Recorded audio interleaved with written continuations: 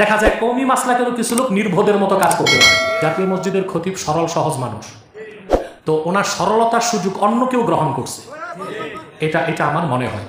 তো এই ব্যাপারে যথেষ্ট কথা আমরাও বলেছি, আহলুস সুন্নাহ ওয়াল জামাতের অনেকে বলেছে। আমি মনে করি বিষয়টা সমাধান হয়ে গেছে এবং ভবিষ্যতে তিনি এইরকম ভারসাম্যহীন বক্তব্য দিবেন না। আর দ্বিতীয় কথা ভাই, ঈদ অর্থ কি?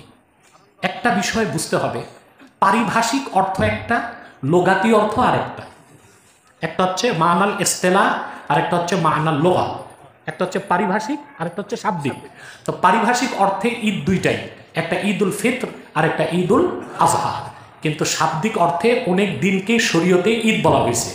যেমন জুমার দিনকে ঈদের দিন বলা যায়, আরাফার দিনকে ঈদের দিন বলা যায়। কথা বুঝতে পারছেন না ভাই? তাহলে ঈদ অর্থ কি তা তো বুঝতে হবে। ঈদ হচ্ছে ও আসলুহু মিনাল আউদ ও হুয়া সুরুরুল আয়েদ, অর্থাৎ যে ঘটনাটা ঘটে একবার কিন্তু আনন্দ লাগে, মনে জাগে যতবার ততবার, তাকে বলা হয় ঈদ। কি বলা হয়? নির্ভরযোগ্য 12 থেকে 14টা তাফসীর, আরবি লোগাতের প্রসিদ্ধ সব লোগাত সামনে রেখে আমি একটা সংজ্ঞা নির্ধারণ করছি। যেই ঘটনা ঘটে একবার, মনে পড়ে বারে বার, মনে পড়ে যতবার, আনন্দ লাগে ততবার, তাকেই বলা হয় ঈদ। অতএব যা আল্লাহ ইলমে মারিফতের ইলম জানে দিচ্ছেন, হ্যাঁ, ইমানের চূড়ান্ত পর্যায়ে যে আছে, সে তো আল্লাহর হাবিব সাল্লাল্লাহু আলাইহি সাল্লাম 1500 বছর আগে যেদিন তাশরিফ নিয়ে এসেছেন, যেই দিনটাকে বলা হয় লাইলাতু মৌলিদুল মুস্তাফা, সেই কথা স্মরণ করে তো মিলাদুন নবীর ঈদকে সেরা ঈদ বলবেই। এটা শুধু শরীয়ত দিয়া মাপলে হবে না, তরিকত তাসাউফের মারিফতের বিষয়ও আছে। আর যেহেতু শরীয়তের বাধা নাই, অতএব বলতেও কোনো সমস্যা নাই। আল্লাহর আখিরি নবী, নবীগণের মাথার তাজ, আমার নূর নবীজি মোহাম্মদ মুস্তাফা সাল্লাল্লাহু আলাইহি ওয়াসাল্লাম আজ থেকে 1500 বছর আগে রবিউল আউয়ালের 12 তারিখ মক্কাতুল মুকাররমায় হযরতে মা আমিনার নূরময় রেহেম থেকে তাশরিফ নিয়ে এসেছেন। যেই দিনে, সেটা ছিল রাতের শেষ, দিনের শুরু, সুবহে সাদেক।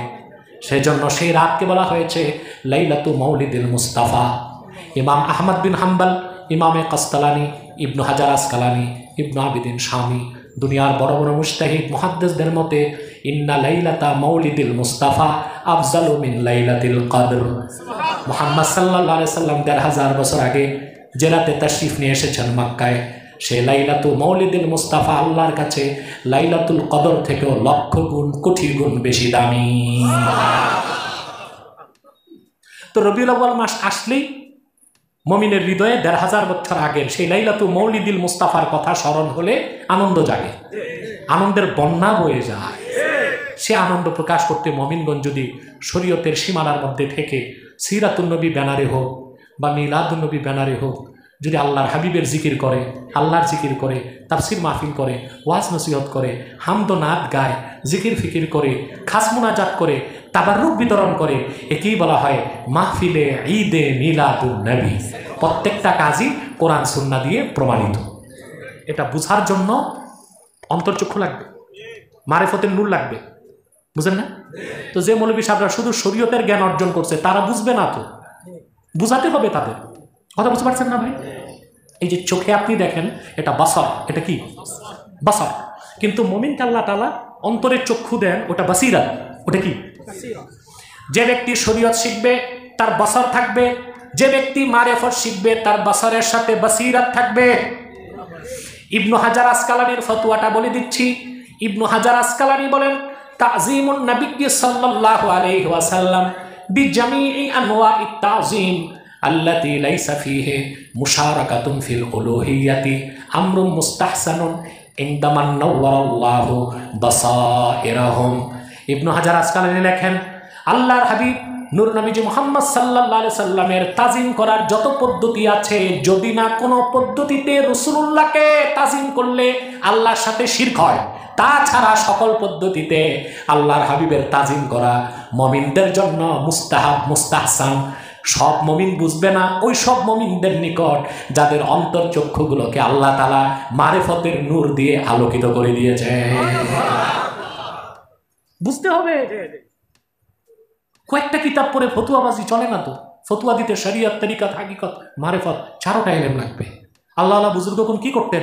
ফতুয়া সমাধান করতে পারতেছেন না, রাতে আল্লাহর কাছে সাজদা করে কাঁদতেন, ইস্তেখারা করতেন, তারপর তারা সমাধান পেতেন।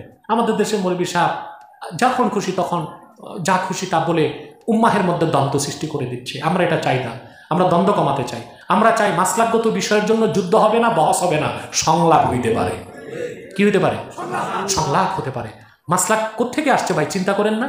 সৈয়দ আহমদ বেরেলী রহমতুল্লাহ প্রধান খলিফা হাদিয়া বাঙ্গাল শাহ কারামত আলী জৌনপুরী রহমতুল্লাহ, যার হাতে 2 কোটি লোক মুসলমান হয়েছে, ওনার থেকে আমরা। আরেক খলিফা নূর মোহাম্মদ জাহানবী রহমতুল্লাহ থেকে ওলামায়ে দেওবান, আরেক খলিফা নূর মোহাম্মদ নিজামপুরী থেকে ফুরফুরা। কথা বুঝতে পারছেন? এবং জৌনপুর ফুরফুরা শাখা প্রশাখা সারা দেশব্যাপী আছে। তো গোড়াটা তো এক জায়গায়, সৈয়দ আহমদ বেরেলী রহমতুল্লাহ। তা আমরা ঝগড়া করবো কেন? মাসলাকগত দ্বন্দ্ব আছে। এই ক্ষেত্রে তো আমাদের স্লোগান আছে, মাসলাক যার যার, দিন ইসলাম সবার। আমার মাসলাক আমার কাছে, তোমারটা তোমার কাছে। কিন্তু ফতুয়া দিয়া তো ভেজাল করো, তখন তো ঝগড়া বেড়ে যায়, ঠিক না? অতএব মাসলাকগত দ্বন্দ্বকে আমরা কখনো ফেরকাগত দ্বন্দ্বে নিব না। আমার মাসলাক আমার, আপনার মাসলাক আপনার। যদি আমার কিছু বুঝতে আপনার সমস্যা হয়, বসুন, আমরা তো ভাই ভাই। কথা বলে না?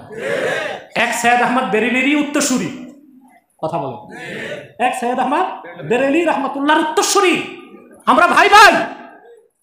আমাদের মাসলাক ভিন্ন ভিন্ন, মাশরাব ভিন্ন ভিন্ন। মাসলাক ভিন্ন ভিন্ন, মাশরাব ভিন্ন ভিন্ন, আছে না? আলহামদুলিল্লাহ, এক আকীদা, আলহামদুলিল্লাহ, আকায়েদে কোনো সমস্যা নাই। মাসলাক ভিন্ন ভিন্ন, মাশরাব ভিন্ন ভিন্ন। তবে হ্যাঁ, আমাদের মাসলাকের কিছু লোক যেমন নির্বোধের মতো কাজ করতে পারে, দেখা যায় কওমি মাসলাকেরও কিছু লোক নির্বোধের মতো কাজ করতে পারে। আর আমাদের তো আর নির্বোধ হইলে চলবে না, আমাদেরকে তো অভিভাবকের ভূমিকা পালন করতে হবে। আমরা বসে নিজেরা সংলাপের মাধ্যমে ঠিক করে নিব। কি বলেন ভাই? তাইলে আগামীর বাংলাদেশ আমাদের। আর যদি আমরা এই যে মাসলাকগত দ্বন্দ্বকে লড়াই ঝগড়ায় পরিণতি করি, তাহলে দেশ আর হাতে থাকবে না, এই বলে দিলাম। দেশ যাবে বিজাতির হাতে। তখন কই দাঁড়াবেন? কই এই যে টুপি নিয়ে ঝগড়া করবেন, কল্লাই তো থাকবে না, তো টুপি বসাবেন। এগুলো আমাদের বুঝতে হবে। সব মাসলাকের আলেমদেরই মাসলাকগত বিষয়ে সহনশীল হতে হবে। কাফের মুশরিক রামবান নাস্তিকদের বিরুদ্ধে আমাদের অবস্থান হবে বজ্র কঠোর। নিজেরা হব পুষ্পের মতো কোমল। কি বলেন ভাই? আমরা নিজেরা বসে কি করব? বুঝাবো, একবার না 10 বার বুঝাবো। আল্লাহ আমাদেরকে হেদায়েত করুন, আল্লাহ আমাদেরকে কবুল করুন, আল্লাহ আমাদেরকে মঞ্জুর করুন। শামসুল আলম সাহেব কিছু বলবেন?